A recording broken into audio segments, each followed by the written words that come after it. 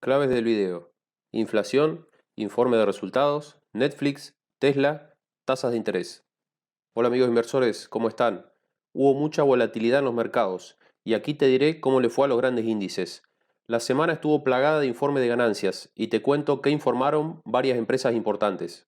La inflación sigue haciendo estragos, conforme a datos que te comparto, y te dejo por último mis conclusiones sobre la actualidad de los mercados y mis perspectivas a futuro de la solución que terminarán adoptando los gobiernos contra la inflación. Los grandes índices tuvieron una buena semana, posteando la primer sólida vela verde en el gráfico semanal en un mes y medio. El S&P 500 subió un 4,67%, el Dow Jones un 4,81% y el Nasdaq fue el de mejor rendimiento, saltando un 5,68%.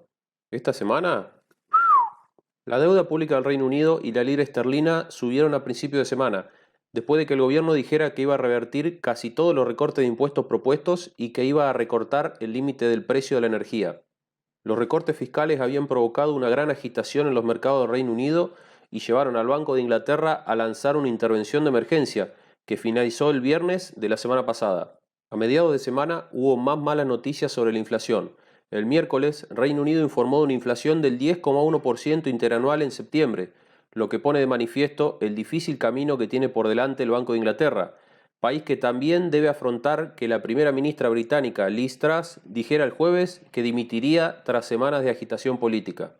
Estos días, gente, todo es inflación y tasa de interés, simple como eso.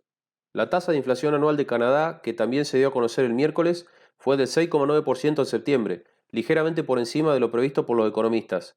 Y los precios de producción en Alemania subieron con fuerza en septiembre con respecto al año anterior, impulsados por el aumento de los precios de la energía, según informó el jueves la Oficina de Estadística Alemana de Statis. Hasta ahora seguimos viendo sorpresas negativas sobre la inflación en todo el mundo y actualmente es difícil saber cuándo la Fed y los bancos centrales van a poder detener la subida de los tipos de interés. Si te gustó el video, recuerda dejarme un me gusta y un comentario.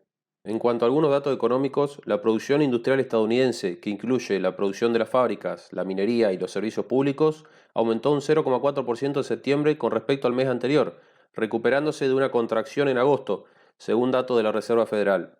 En cambio, la confianza de los constructores de viviendas estadounidenses volvió a caer en octubre, según una encuesta de la Asociación Nacional de Constructores de Viviendas. Por otra parte, en el mercado laboral, los datos del Departamento de Trabajo de Estados Unidos mostraron que 214.000 trabajadores solicitaron prestaciones por desempleo en la semana que finalizó el 15 de octubre, una cifra inferior a la de la semana anterior. Suscríbete y llega hasta el final del video, así te enteras de qué harán los gobiernos los próximos meses contra la inflación. La Asociación Nacional de Agentes Inmobiliarios informó que las ventas de viviendas de segunda mano cayeron por octavo mes consecutivo a 4,7 millones en septiembre, el nivel más bajo desde mayo de 2020.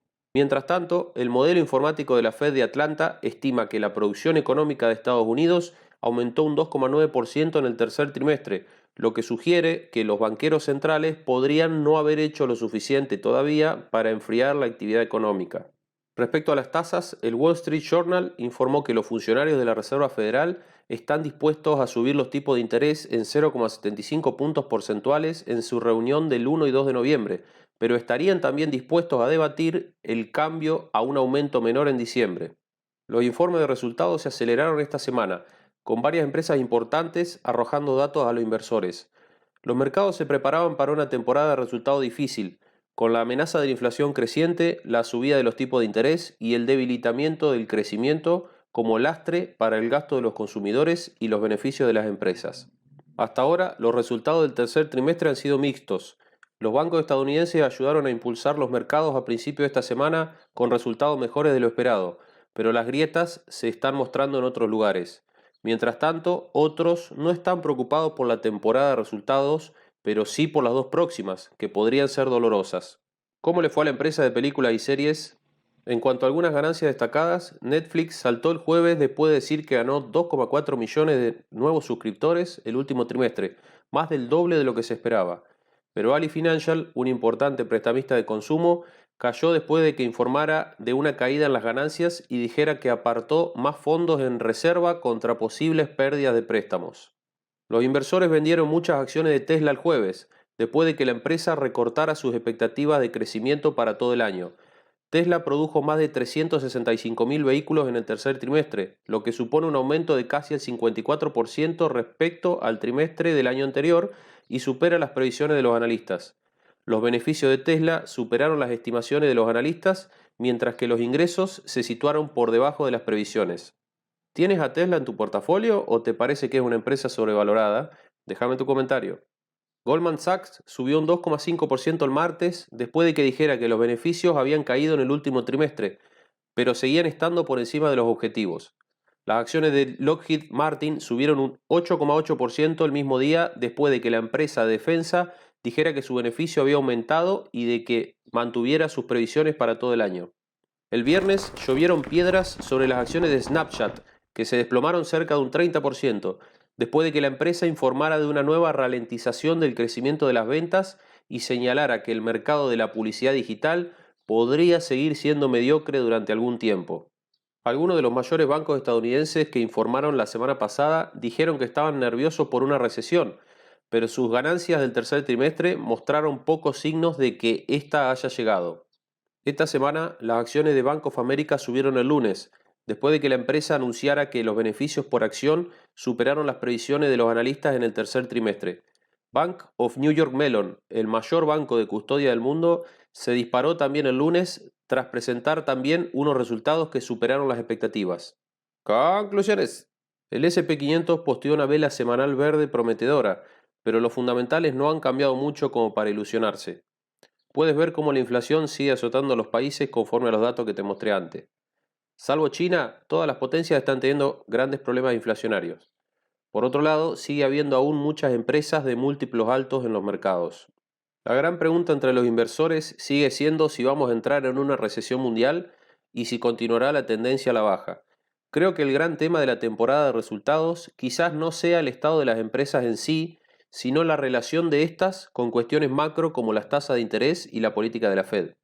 Los inversores siguen analizando los beneficios, pero el problema es que es posible que aún no hemos llegado al punto en el que las estimaciones hayan tocado fondo y los valores de las acciones parezcan muy convincentes, por lo que la volatilidad podría continuar.